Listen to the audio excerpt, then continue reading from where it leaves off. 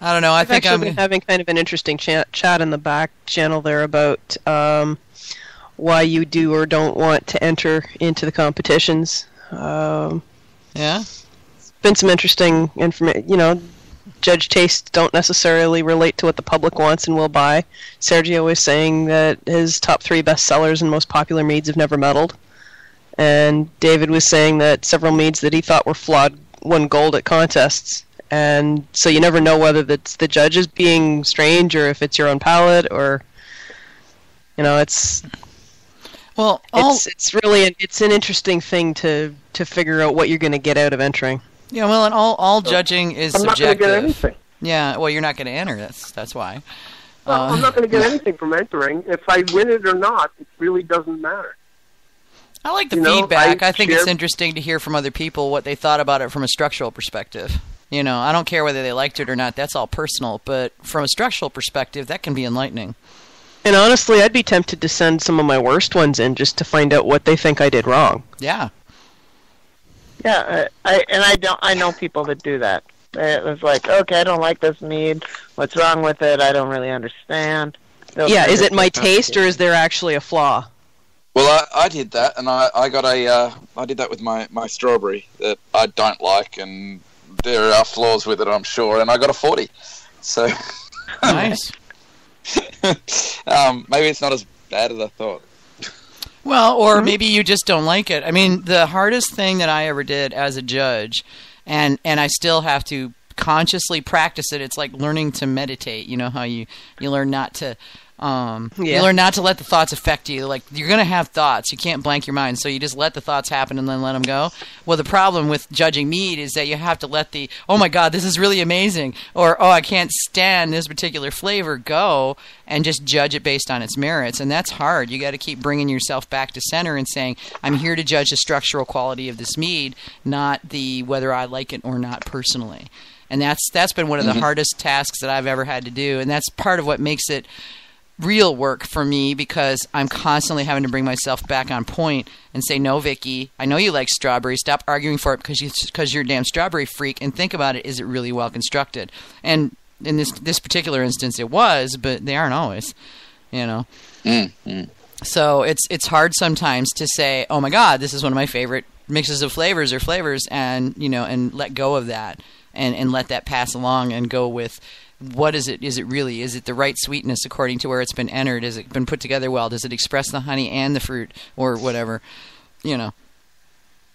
How does it reflect on the style? Because they're right in that entering something to judge to see if it's something that public would like is a waste of time, because it's not about what the public likes. It's about, is it structurally sound? And there are some non-structurally sound meads that are amazing and sell like hotcakes because they're good.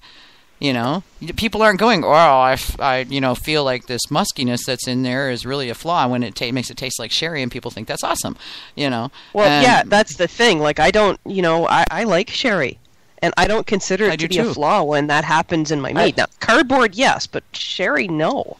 I kind of like that, and I've in fact done it on purpose once or twice. Me too. Yeah, yeah. Sherry is an oxidative quality, but I don't find that it detracts from the mead. It actually gives it more of an aged and complex quality to it. You will also find a bit of a perception of sweetness, I find. Yeah. You will find judges that absolutely hate it and will totally dock you, and others just, oh, this is a nice aged mead, and it's showing some of those sherry qualities. Now, see, I try to walk that line and say, okay, well, this is too oxidized. There's that cardboard paper thing going on. Or this has got a little oxidation, and I like how it adds more character to it, and I don't find it to be a flaw. And I'll judge it that way, because I see it that there's a line, If it's not offensive, if it blends into everything, then it shouldn't be really considered a flaw. It's just part of the aging of the mead. Yeah. Some meads just naturally do that. Judging historicals, I can tell you all 3 of the medal winners had some form of oxidation. And I thought they were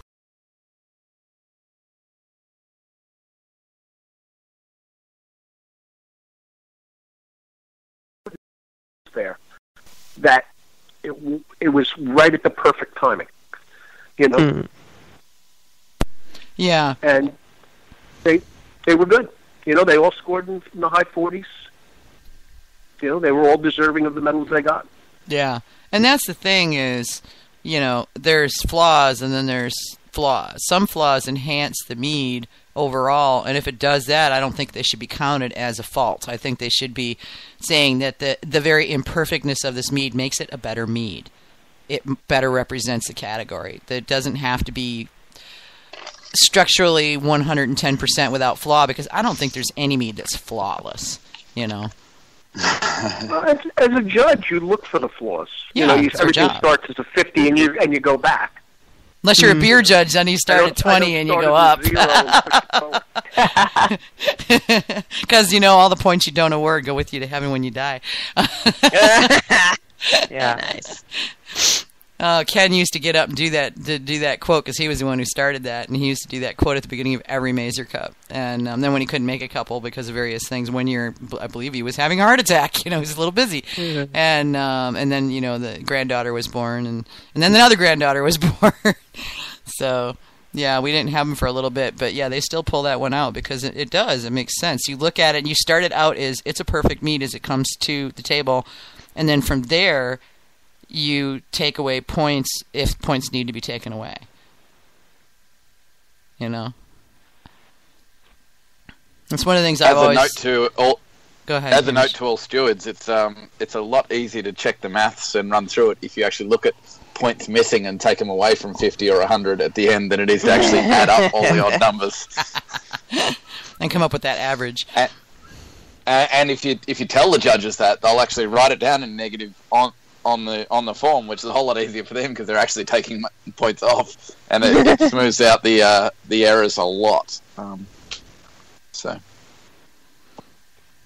Yeah, there is definitely that. That's one of the things I've noticed in the difference between the Mazer Cup and other mixed competitions that have a little bit of everything, beer, mead, cider, whatever, and that the Mazer Cup really focuses on that top-down rather than the bottom-up approach. And that's not to say the bottom-up is bad, but I just think that ours starts everybody off with a more positive outlook and makes it less likely that they're going to write down like, I wouldn't drink this swill if you poured it down my throat with a knife at my throat. That just sucks, you know, because we've seen that happen.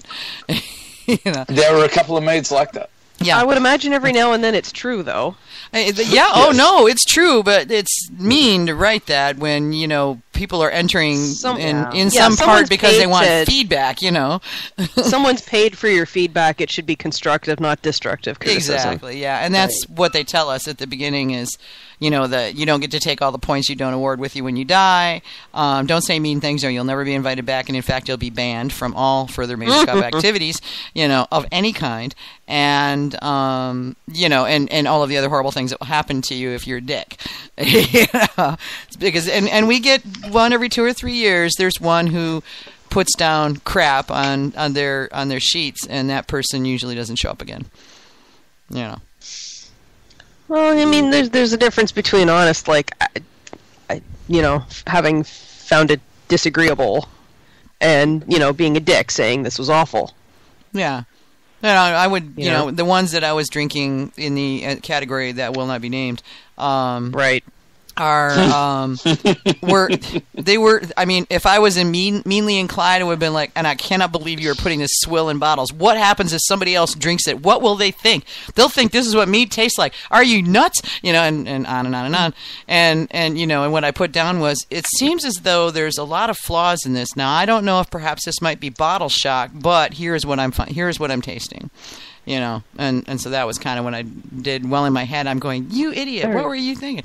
You know, there's always a polite way to say it. There is, yeah, and you know, go ahead, Bob. Sorry. Really believe they're making something great. They do, yeah, and that's the thing. And they send it in, and this is why they're getting the feedback. And like you said, sometimes you send in a bad mead to get the feedback. Mm-hmm. No, sometimes they know they're sending in a bad one because, like AJ says, they might want feedback to help them fix it the next time they make it, or fix it now if it's possible. And then other times it's that maybe they've just never had a really good mead and they don't know. Either that or they're like me and they don't really taste a lot of the flaws until they've been pointed out. I can't tell you how many crap meads I've had handed to me at various events. Go, here, try this. Tell me what you think. And it's horrible, and they have no idea it's horrible. They think it's really, really good. And they really, really think that. So I've gotten to the point of asking, do you want the truth or do you want the friend answer? They may be the same, but before I drink this, I want to know what you'd like to hear. Do you want the friend answer or do you want the judge answer? Right, exactly. Yeah. And which is a totally fair question to ask. It is a totally fair question. Are you really asking me for an honest opinion? Because I'm going to tell you, you know. Well, especially when you're new at mead making, you know, your own stuff always tastes better and good.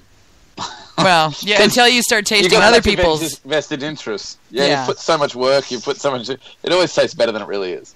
Oh no, especially after the fourth bottle.